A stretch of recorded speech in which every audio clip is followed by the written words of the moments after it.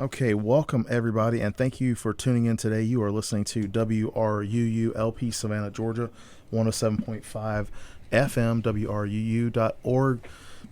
Excuse me. We are Savannah Soundings Community Radio with Global Soul. I had a little frog in my throat there, y'all. Sorry about that. And this is the Adam Messer Show. I'm your host, Adam Messer, with my special guests today. We have been doing like a month-long tribute and honoring like African American history with some wonderful storytellers. We have Nicole Smith back on, Nicole Givens Kurtz. Welcome back, Nicole. Thank you. Glad to be here. Thank you. And Michele Tracy Berger is back. Hello, everyone. Happy to be back. Happy to be here. And of course, last but not least, and one of my favorite people, one of my locals here in Savannah, is my good friend Alledria Hurt. Welcome back, Alledria. Hey, y'all. And I love all three of y'all so much. I can't tell you how much I really appreciate, what you're doing with storytelling and just everything that y'all are doing in the community, not just, within your own, publishing and that kind of thing, but also the fact that all three of you are really community givers, and you're always trying to uplift other people and trying to help other people out. And so I just wanted to tell y'all thank you right off the bat. So thank you very much. You're welcome. Receiving that. You're welcome. Yeah. Thank you. Sebastian Messer is here with us in the studio, and he has his band Krieger. Y'all know, but anybody that's tuning in today, just for the first time, this show I talk with authors, artists, and entertainers, and we have been focusing on storytelling. So I have a new magazine called Storytellers Mag.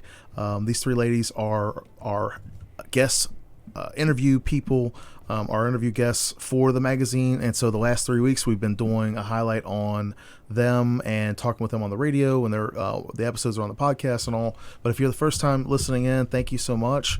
Sebastian is my son, and he's got his own band, and he always plays live music. So would you mind playing a little bit for us today, son? And this is Sebastian Messer, everybody.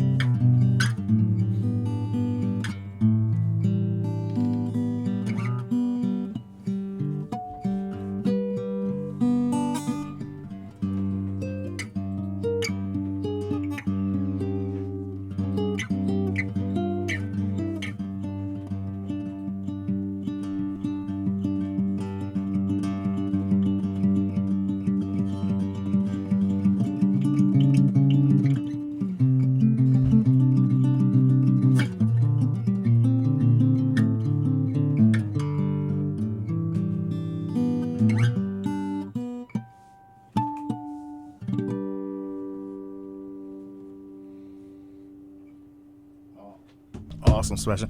I think I forgot to hit the speakerphone on my phone, y'all. So I'll try to next time, make sure y'all can hear it. But it'll be in the replay on the podcast. So sorry about that.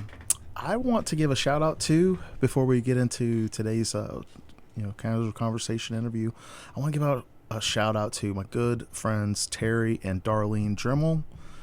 Today is their anniversary, and from what I understand, they've been together like 28 years. So love y'all. Shout out to you. Congratulations. Happy anniversary. So I'm pretty excited about that. Yeah, so it's just wonderful. Oh my gosh, I've had so much stuff to read lately, and there's been so much good stuff out there. Can y'all talk about we'll just go order like Allie, Michele, Nicole, if y'all don't mind. That way we can keep it simple. But can we talk about our new releases and stuff like that, and what you got coming out and coming up? All right. Well, my most recent release is actually Alice, which came out in October of last year. And I have on my board my novel 13, which I'm trying to put out in March. Awesome. And what's Alice? What's Alice about? Alice is my zombie novel with a twist. Basically, it's a road trip with zombies and possibly a creature that shall not be named. Okay. Nice. How about you, Michele? I just have to say that sounds super cool, Allie. I can't wait to read that. It's so lovely to be here with folks. We actually did an in-person thing years ago, which was awesome. Anyway, Oh, wow. That Nicole had organized. So my latest sort of individual release was Renew You, which is a novella, which is about a mysterious virus that gets seemingly transmitted through an everyday hair care product. And I also have a story that came out in Slay, which I'm sure Nicole is going to talk about, which is a vampire story. It's a vampire anthology featuring vampires of the African diaspora. And I just also have to put in a plug for a great anthology that also came out last year, which is called Witches, Warriors, and Wise Women from Perspective Press.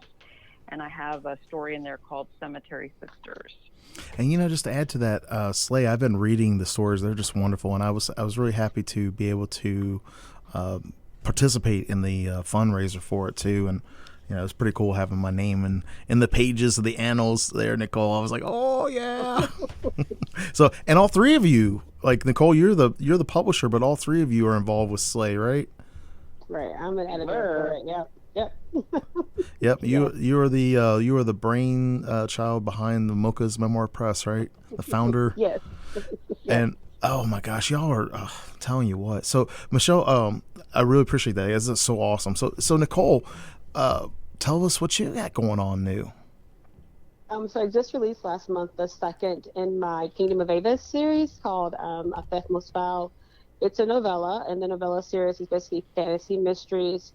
A Theft Most Foul is a heist story involving hawks and nightjars and magic and murder. Pretty cool, yeah. And all three of you write like spec fiction, right? Mm-hmm. Yes. I think it's really awesome. I've been enjoying it. I tell you what, as a new publisher myself, I just admire the folks out there. And most of the time, like, I'm not trying to knock anybody out there, but most of the time, you hear like, hey, I'm thinking about writing a story, or I'm thinking about writing a book or whatever. And like, do you have any advice? I'm like, just write. That's the foundational part of it. And people won't realize that that's the easiest part to get started, but it's also the hardest part. It's like, write. If you want to be a writer, write. So. Absolutely. And getting putting yourself in the chair consistently and writing and then refining and sending your work out. I love connecting with readers thing too. There's the consistently.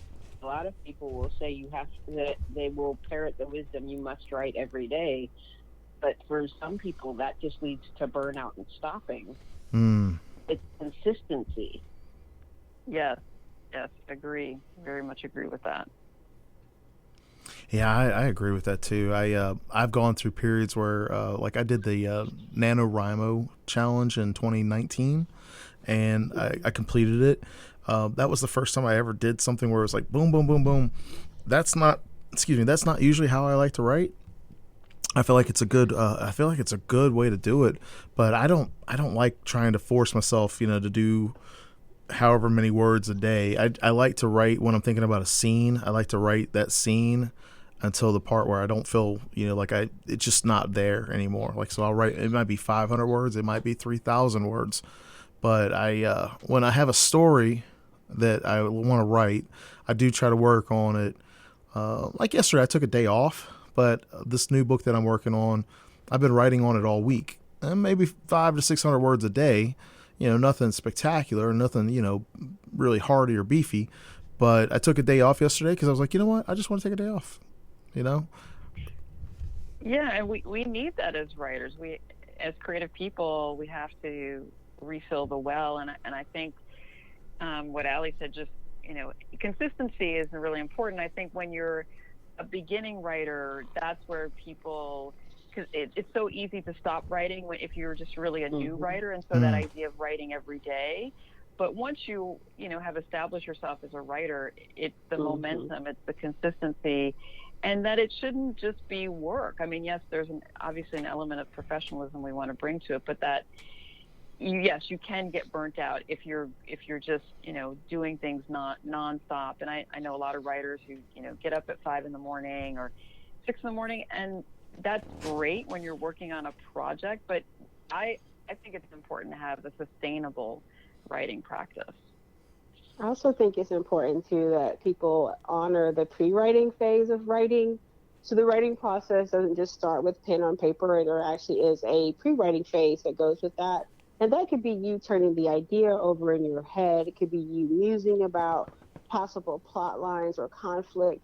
That story that, starts in your mind, and you to that nebulous creative moment, and you're trying to shape it into what you think might be a story. That's pre-writing, and I don't think people give that enough credit with the whole you should be writing every day. Sometimes the writing isn't pen on paper. Sometimes it's mental. You musing, you figuring out, like, those pieces are part of that pre-writing phase. And you can put it down on paper in terms of like an outline or a character development sketch or things like that. That's still writing. I don't think people actually give that enough credit in the writing process. Yeah, I think that's such a powerful statement too, because in my mind, I see a scene, like I see the characters kind of playing it out, and they might be in a stage, like I had a scene the other day where there was 3 guys downtown, and so they're there, and then in my mind, I'm just playing it out, and I'm just sitting there kind of like, just writing what I see or observe. And I feel like that is like your imagination. It is such a huge part of writing, like pre-writing or, whatever that you want to call it. It is, I feel like if it's almost like if you don't use your imagination, or if you don't have some kind of connection with those characters, it's going to be a lot, at least for me, it's a lot harder to write. Instead of like, if I just feel like, oh, well, I'm just going to try to write and just to write. It doesn't work as well for me as like if I'm just kind of, like you're saying, seeing it out or thinking about it or musing over it. I feel like that works out better for me because I can imagine like a whole scene out, and then I'll go to write it down, or I might have like an imagination of like a beginning part of a scene, and I'll just kind of go from there and take it where it goes. I think the other thing that people don't give a lot of credence to is that you do have to go back and look at your work. Yeah, that's true. The revision part, no, people don't. It's different. You live with it for so long, right? You're like, I'm sick of looking at the story. So I tell people that you have to put some distance on it. So put it up as soon as you're done. As soon as you're done with it, stick it somewhere and make yourself a note that you're going to come back to it in a month to look. Right, you need to look at it with fresh eyes, and you are more likely to do so if you didn't just spend all your time in it. Right. So you take a vacation from your story, let it percolate. And then come back to it when you have some distance with it. But I agree with Alledria, revision and editing is huge. Like, that's where the real, like, nitty gritty of storytelling happens, is when just getting it on paper, you have to have that. But the actual work, I think, takes place in those revisions and edits that you do after you complete the draft, your first draft. Yeah, it's like baking a pie. You can't eat a pie right out of the oven. You have to let it cool down before you can enjoy it, right? Otherwise, you'll burn your mouth. Well, and revision takes, as Nicole was saying, like multiple passes, right? Because you'll do a pass for dialogue, perhaps, or then you'll do a pass for setting. Then you'll do a pass for just kind of the, flow of organization of the sentences and paragraphs. So, yeah, that's really where you can feel the kind of you're getting closer to the vision of what you have for your story when you get in there and revise. It's also a place though people, will resist, I think, in terms of getting to that next level, because there's a gap between what you envision the story in your mind and then what's actually there on the paper, and so you kind of have to work through that gap. Yeah, we've all seen the meme. Well, tell us about it for the radio listeners. Where the one where at the top you have this like gorgeously rendered photograph of a scene, and at the bottom you have a children's drawing. Yeah, I have the story in my mind, and here's my story on paper. Yeah, but any artist will tell you that in order to get to that gorgeously rendered stage, you started out with a sketch. Yeah. So you have to get from one to the other, and it takes a little bit of working to get it that way. And as you get further along in your journey, you become faster and faster at it, but you are still doing essentially the same steps. Mm-hmm. I got to do a station announcement real quick. Hold that thought, Allie. Everybody, thank you for tuning in today. You're listening to the Adam Messer Show here on WRUU LP Savannah, Georgia, 107.5 FM, WRUU.org. We are Savannah Soundings Community Radio with Global Soul. Would you please continue, Allie? Yeah. Well, the thing is, it's like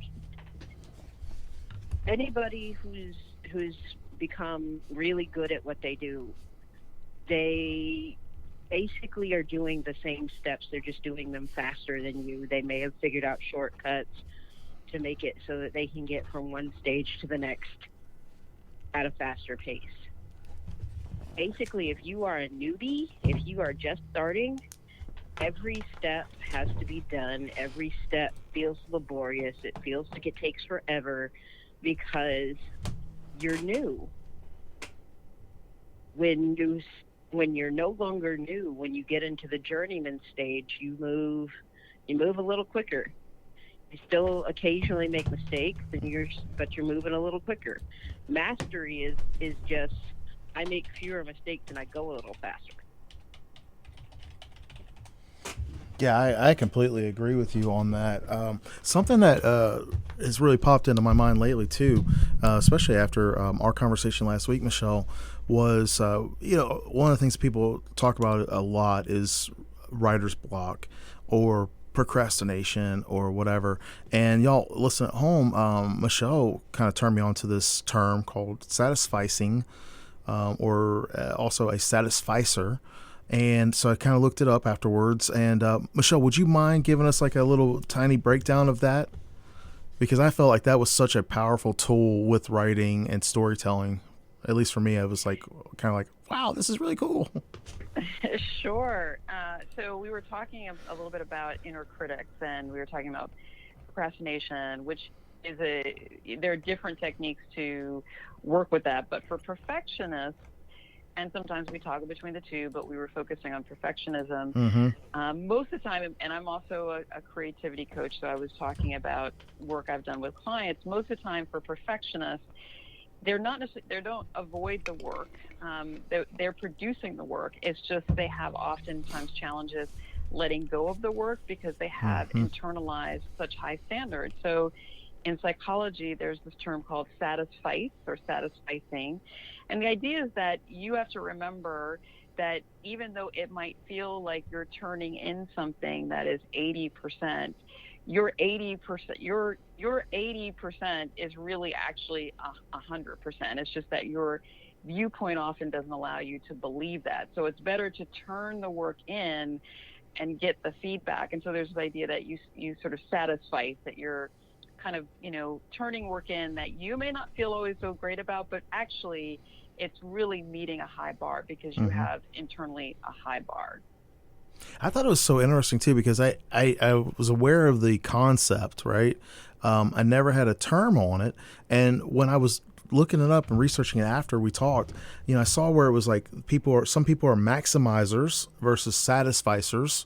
And the big difference between the two is like you were talking about with perfectionism. A maximizer is a person who wants to look at all of the different options and they want to try to maximize each individual option for the best outcome. And what ends up happening is they spend so much time trying to maximize the decision-making process that it leads to that shutdown, right? Versus a satisficer is a person, like you said, like this, they're able to look at it and say, this is good enough work.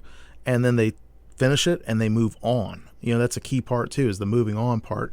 And I'd heard about this like in gaming. Like I used to play a lot of video games. I don't play video games as much anymore, but when I was a young adult in my 20s, there's a thing in gaming called min-maxing, where you want to have the minimum amount of work to get the maximum amount of like output, right? So it's like, instead of like the 80-20 rule, it's more like the 20-80 rule. You want to try to do like the 20% of the work that's going to get the 80% of the outcome, right? Sure. It's not the same though. And so I was like, I thought when I was looking it up, I was like, oh, this sounds so much like min-maxing, but it's really not. It's the satisficing. It is more like what you said. It's like, here, like our minds think, because I'm a perfectionist, I'm trying to, move over that. But our minds think, hey, you know what? It's not good enough. It's not where I want it to be. Just like, Allie, you brought up that meme, in my mind, it was this perfect, beautiful picture. But when it came out, it was this, scribbly drawing that I started with, and mastery. I totally agree with you. Mastery comes with repetition. It comes with daily learning. It comes with, being able to give yourself criticism and also be able to accept criticism from other people, and then have that constant improvement. But that constant improvement is not the 80% improvement. That constant improvement is like the, thousandth of a percent improvement over a consistent period of time, right? And and I think that's why, and I'm sure all of us have had experiences. Either we have close writing buddies, or we have writing groups, or some, support, so that we can get the work out there, and then people can reflect back to us, and then we get to refine it. But perfectionists, if people are really stopped in their tracks, they never get the work out, and we're really bad judges of the quality of our work, right? And so, we kind of have to, when you're first drafting or even second drafting, it's, as Nicole says, about getting it to the page, and then you get to refine it. But for perfectionists, they might be in the 7th or 8th draft, but they don't let it go because they don't think it's good enough, or the 30th draft. I mean, I have seen writers so blocked that they haven't gotten the work out for years and years and years. So it can be effective to just say, I just need to remember, even though I think it's at 80%, it's much stronger, and let it go. Yeah, that's a good point. And speaking of that, Nicole, with that, getting it on the page, how was it for the process? I mean, because you've been an editor and you've been a publisher for a while. How was that process for you? Coming to that point where you're like, okay, this is the final product that's going out to market. What's that like for you, especially as a publisher? For my own work, or for the stuff that I publish. So Alledria can tell you, because I edited Alice for her. She can tell you. One of the things we look for is we want to put out the best product that we can, and so over time I've come to discover that for us, 3 rounds of editing and then 3 rounds of proofreading tend to be fine, maybe less, but that's what we shoot for, unless it's a very, very clean manuscript coming in. We usually do 3 and 3, but at some point you just have to let it go. This is the best product we can provide at this time. And so for me, letting go means adding at this time, because otherwise we will keep working on it and it'll never go out, right? And so you have to get to that point, like even in my own work, that this is the best story I can tell at this time. Because when I look back on older stories that I've written, I was like, oh my gosh, I could have done this. I should have added that. And so one of the ways to get around that paralyzing, it's not perfect enough yet, is just to tell myself that I've done all the edits. I've sent it to beta readers. I have alpha readers. I've sent it to beta readers. This is the best story I can tell at this time. And it's also part of like a growth mindset too. And some students who are, like, I used to teach, so students who were kind of caught up in the it's got to be perfect. I tell them that that's part of growth mindset. It doesn't have to be perfect, but it's the best you can do right now. Or people who give up the first time because they're gifted, or they've been conditioned to believe they are good at everything, and the first time they're not, they're ready to quit. I'm like, no, you're not great at it now or yet. And so if you add those little keywords of permission, you're not great at it yet, but you will get there with practice and repetition. It helps kind of expand and help them remember that growth is important, not necessarily not like winning. And so for me as a writer, personally, with my own work, this is the best story I can tell now, right? Today. Or after it's gone through all the edits and stuff. And then for the works that we publish at Mocha, it's the same thing. It's gone through. We've done all the things that we can do to make it its best. This is the best story or best product we can provide right now, right? And so that's kind of my internal clock, and also how I run my business in terms of like making sure that the products that we produce and the stories that we tell are the best that we can do now. We may look back on it 5 years now and be like, oh, we should have added this, or we should have had that. And that's hindsight, right? But for today, it's gone through 6 rounds of editing and proofreading. It's gone through another round of checking by the author, right? This is the best story Alledria can tell for Alice at this time. Speaking of Allie, you're working on a set of edits for me for Valhalla Books, aren't you?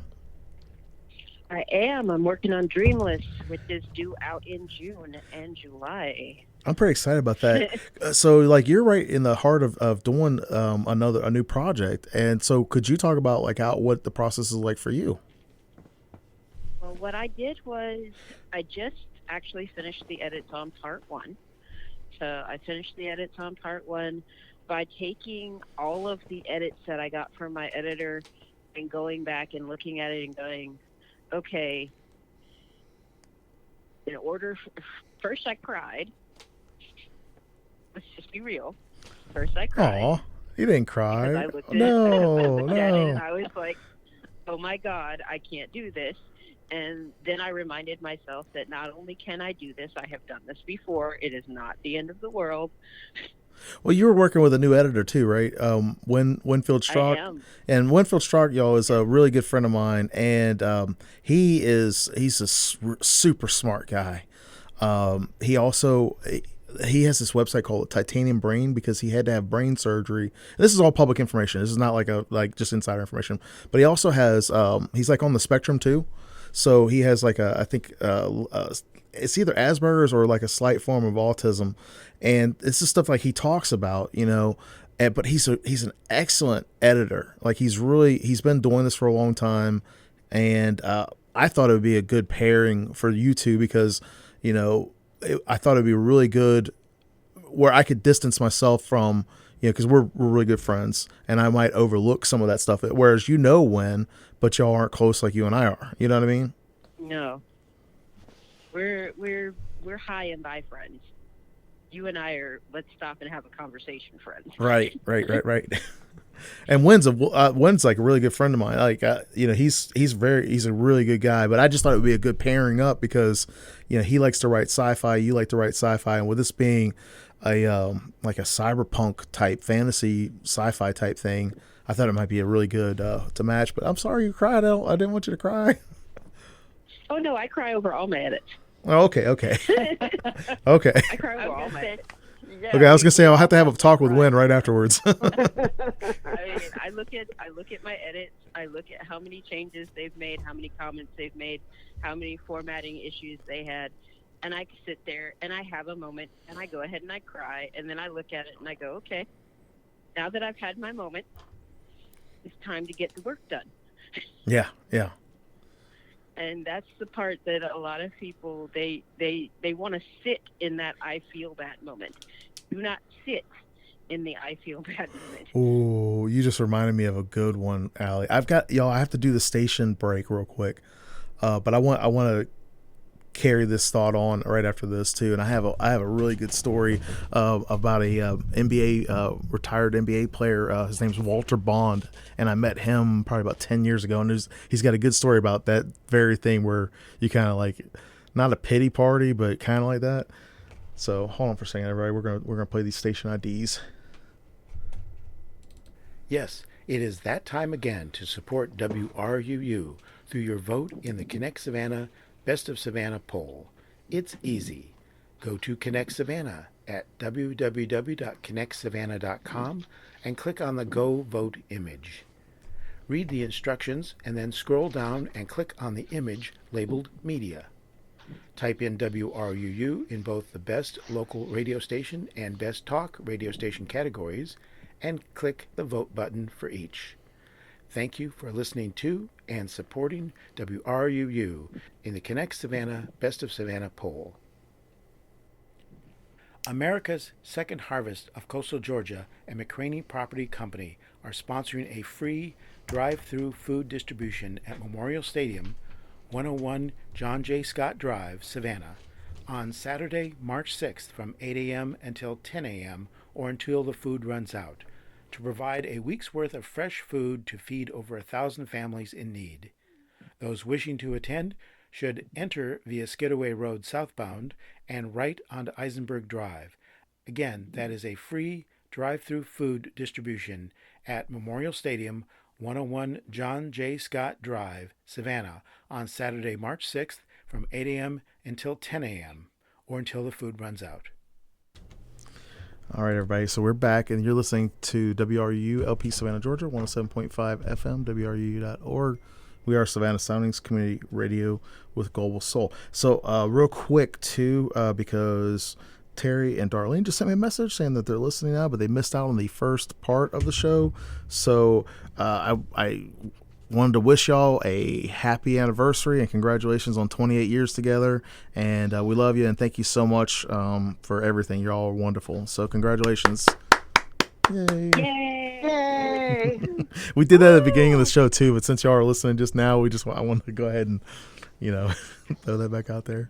So Allie, you were saying you kind of like took it in for a second, and that sometimes, well, a lot of times people kind of get stuck in that spot. Can you continue with that, please? Yeah, that's the thing. Is like a lot of us some of us will get stuck in that spot. We get stuck in the I'm bad, I didn't do this right, and I mean, some, especially new writers, when they get their first set of feedback, sometimes they're like, I have to redo this whole thing. No, you do not have to redo the whole thing. You just have to look for the pattern of where you were making mistakes. I think that's a good point. One of my hallmarks is the word that. Yes. I am awful about the word that. And even after I go through and I look for it, I still get notes back occasionally that say, that does not need to be there. So I think we all have those little blinder words, Yeah, you do the best you can. And you have to remind yourself sometimes your editor is only there to try to make this the best that they can. Mm-hmm. They are not your adversary. They are your friend. Mm-hmm. I think too, that is so important, Allie, because I am, Valhalla Books is a small print publisher. It's just like maybe one step above, me just self-publishing. But I'm working with authors. I'm paying authors for their stories, doing royalties and that kind of thing. And so I'm trying to, do it as legit as possible. With that being said, I don't have a huge budget. So what I do have, though, is I have very strong relationships and friendships with people that I trust, I built these friendships up over years of time. And I agree with you, but some people don't have that luxury of being able to work with folks that they don't, that they are friends with or that they have a good working relationship with. And I feel like that is so important for anybody when you're writing, because I get paid to write articles for the newspaper. I get, it's professional publication, journalism, and I get paid a professional rate for that. I have to work with my editor. And if my editor says, hey, this would work better, or, hey, can you rewrite the introduction? Guess what I do? I rewrite it. I work with them because they're on the pulse of the audience, and they're on the pulse of what they're looking for to present to that audience. And they also want your work to come out and to be the best possible story that it can be for that story. So I think what you said is so important. I mean, it's like you can't just say don't take it personally, because everybody's gonna take it personally at first. But how you react and manage that and work for that, I feel like is a great way to just be like, hey, you know what, I'm gonna take this and I'm gonna look at it and I'm gonna learn from it. And then I forget who it was that said, have the pity party, have your glass of wine, put the manuscript away for a day, and just go ahead and have your moment, Mm-hmm. and then the next day you pull it out, you do the work. That's a story I wanted to tell you about Walter Bond. I met him when I worked at the university, and he was one of our keynote speakers. He actually was our keynote speaker for the graduation ceremony. And because I worked there, I got a chance to be with him, in the well, it wasn't a green room, but, basically the VIP room or whatever. And we were talking, and, the guy's super nice, super duper nice. He's a motivational speaker now, but when he was in his MBA career, I guess something happened that he didn't feel like it was right, or, he got overlooked for something along that line. I can't remember the exact story, but he said, you know what? Have your pity party. You can do it. And after that third day, you better get your butt back up and do the work. And I was like, that's so true. I mean, if you deny somebody that feeling, and you just tell them, hey, you're not allowed to feel upset about it. That doesn't make sense. It's like saying, hey, you can't have emotions. You can't acknowledge your own emotions and feelings. No, that doesn't make sense. But to tell somebody, hey, you can acknowledge your emotions, and you can acknowledge that you're feeling this way. But guess what? There's also still that work you need to do. And this is it's just like a photograph in time. It's one moment in time. It's not your entire story. So get back up and do what you got to do. Do the work, Absolutely.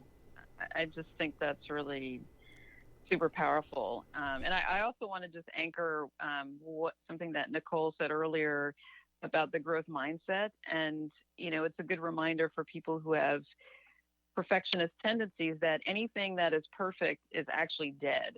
So keeping a growth mindset is really important in terms of writing. And then, in terms of revision, just totally echoing what, Allie just said. I mean, I think that's not taking it personally and knowing that the editors tend to have your best interests at heart, and, working with them and just feeling like, okay, this is really important for me to get to the next level. Like, I always feel like I learned something from a good editor and being edited well. And I want to learn that to, take my writing to the next level. And so, having a glass of wine or dark chocolate while you're reading the edits and then putting it away for a while is really helpful. And then coming back and that's the whole like revision, like really rethinking through, sometimes it's structural, sometimes it's more cosmetic.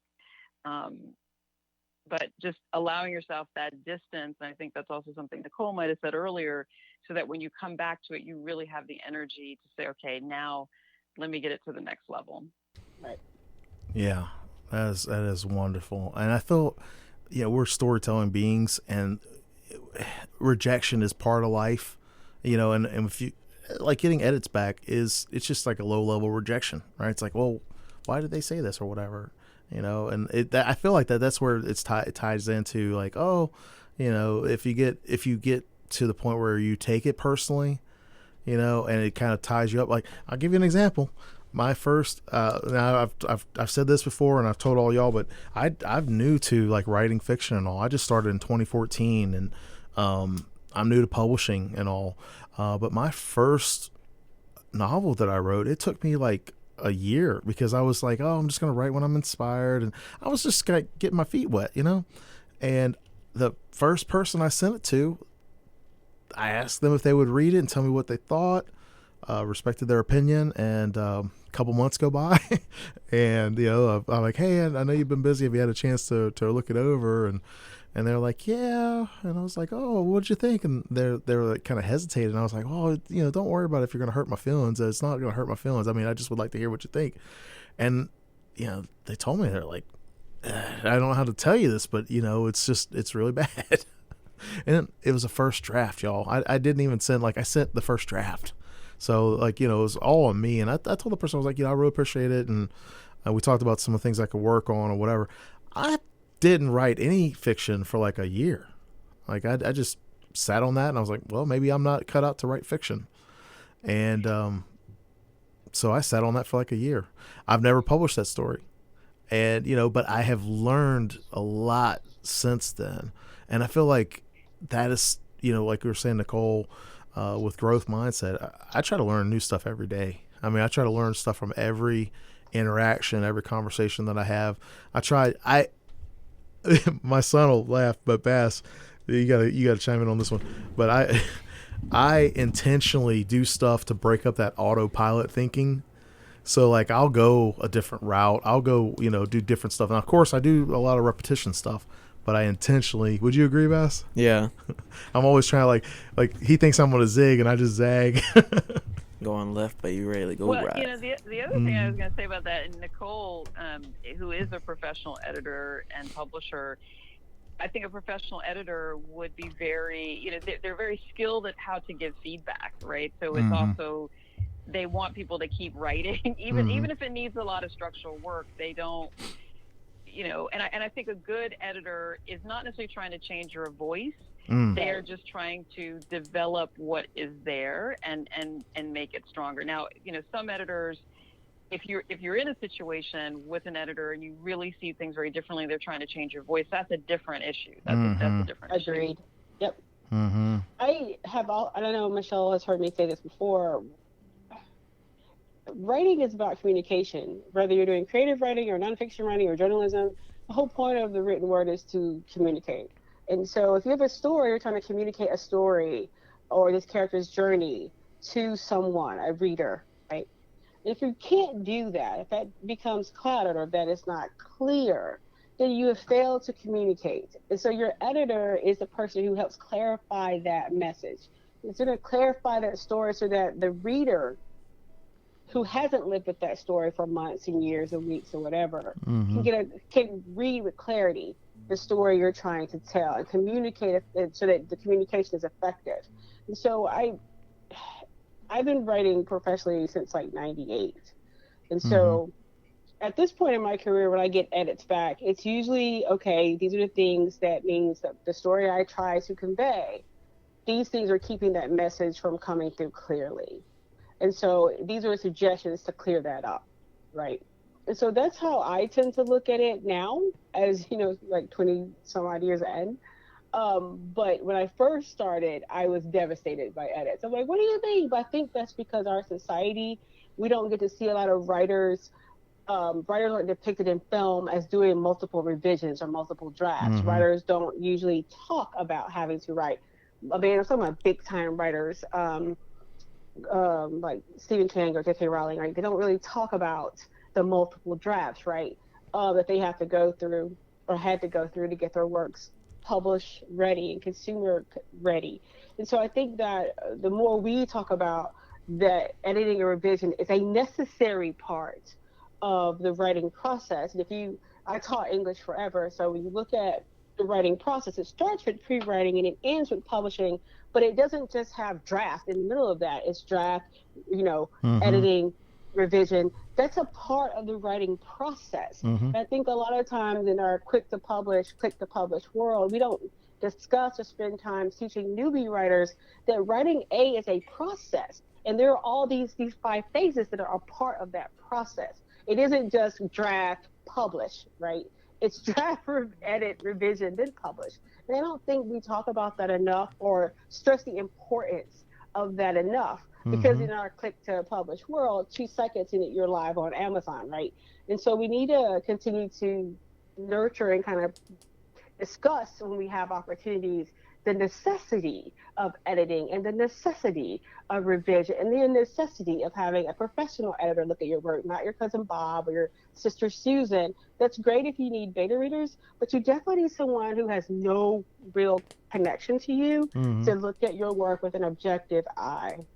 And look for ways that the story can be communicated clearly. Yeah, and I help agree. you remove those hurdles. I agree. We've got to do the station ID, everybody. You're listening to WRUU-LP Savannah, Georgia, 107.5 FM, WRUU.org. We are Savannah Soundings Community Radio with Global Soul. And Sebastian, do you mind playing a little bit more for us? Yep. All right, here's Sebastian Messer, everybody.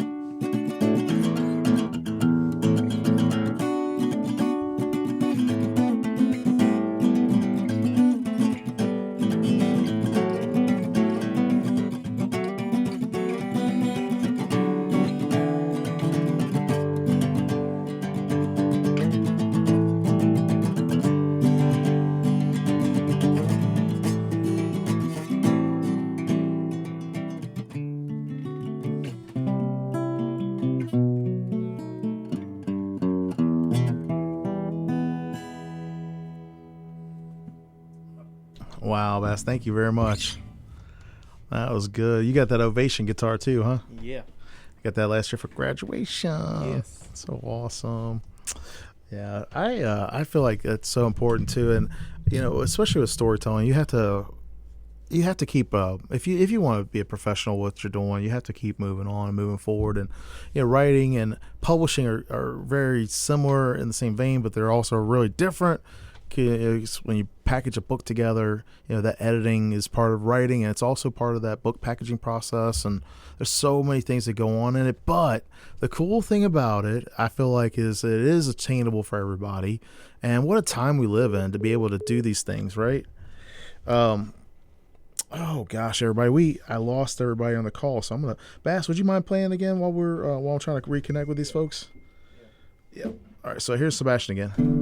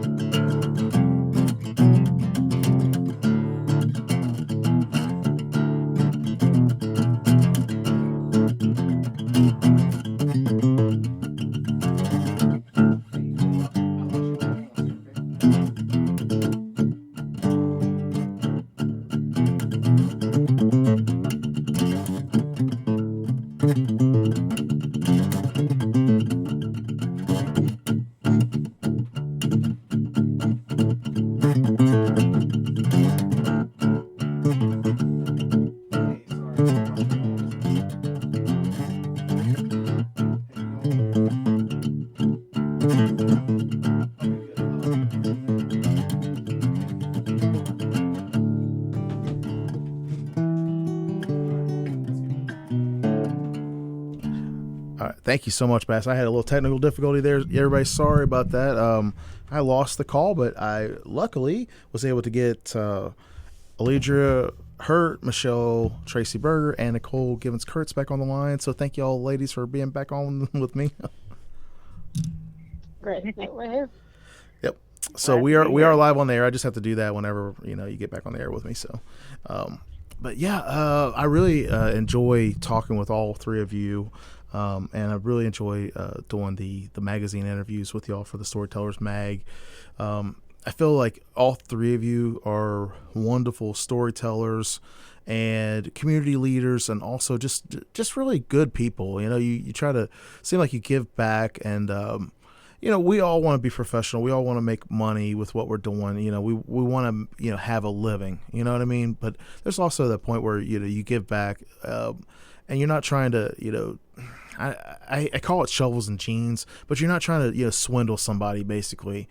And sometimes that advice can be like, hey, this is firm but fair. If you want to do these things, you've got to put in the work.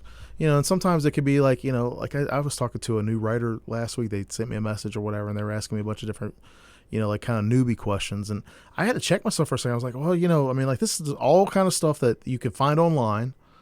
But then I thought, wait a minute, this person wanted to ask me. So I'm going to take that in respect, and I'm going to, answer their questions. And I took the extra time to, chit chat with them and answer their questions. And it felt good. I mean, it was really nice, and there's I work with people of all different levels, from beginning to, very advanced, best-selling authors. And I think the writing, storytelling, it's a universal thing that we all share. We all like a good story, Well, and writers are always coming into the work at different, there's always going to be someone, behind you, someone at your level, and someone ahead of you. Mm-hmm. And I think we've all benefited too from, writing communities, literary communities. I think all three of us are active across different writing communities, and what, to me, it makes the journey fun. But also, when you find someone who's a beginning person, it's true, Adam, what you said. People can Google all sorts of things online, but there's nothing like, think about how vulnerable we all were when we were starting out. So there's nothing like, that personal touch. And I think you've really also developed this a literary community as well. And so, that's the only thing is like managing the mentoring and supporting, and then getting your own work done, and then all of the things that you and Nicole also have to do as publishers. There's a lot of things that writers now are balancing that 30, 40 years ago, that was not really part of what writers did in terms of all the other social media and other things. Yeah, that's kind of like I was talking about with it being a book packaging process, because the writing part is, I mean, like the story is the most important part, right? If there's no good story, I don't care how pretty the package is, it's not going to go. But the packaging, like the process of all of the other layers to making, that book on the shelf or putting that book out there, I feel like it's daunting, but it's also manageable. And then I feel like every time I work with somebody and I'm working on a new project or whatever, I feel like I try to work on constant improvement. But I'm also at that point now too, Michele. I'm slowly becoming a satisficer and saying, hey, this is good enough work, and I want to put out the best product possible. But if it is good enough work where I feel like it might be 70%, but it's actually more like 90, I'm trying to wrap my brain around like, okay, this is going to be acceptable. This is going to be good enough, So that's super important, because we want to have a volume. Obviously we want a quality of work, but we also want to have multiple things out there for your audience, right? And so trying to and the people, so trying to get things out there within a good time period, I think, is important. But then you also have people that you really trust. If you put something out there and it wasn't really up to the standard, I'm sure you have trusted people who would say, okay, Adam, no, you might have to pull that one back. But like, hey man, what was that? So thank y'all for being on the show today. Could you please tell us where is the best place for people to find your stuff? Pick a person. Alledria, Michele, Nicole. Hey, the easiest place to find me is alledriahurt.com. That is spelled ALLEDRIAHURT.com. Awesome. Michele? And for me, that's Michele. I'm a 1L Michele, so Michele Berger, BERGER .wordpress.com. And for writers, I run a blog there called The Practice of Creativity. And then in terms of titles, you can just find me by my full name, Michele Tracy, Tracy Berger. You can find things online that I've done. And Berger is spelled BERGER, right? Yes. Yep. Yes. Awesome. And Nicole? You can find localmemoirspress.com for all the things that we publish. If you're looking for bold, fearless fiction, or if you're looking for Alledria Hurt's Alice, which is zombie meets cosmic horror, I think you'll enjoy that. You can find my personal works at NicoleGivensKurtz.net. Awesome. Thank y'all. Well, I really appreciate y'all being here with me on the show, and again doing the Storyteller Mag interviews, and then for everything that y'all do with your writing and storytelling. So thank y'all very much. Thanks for having me. Thank you. Thank you It's been a so much, pleasure. Adam. Yeah. Awesome. Awesome.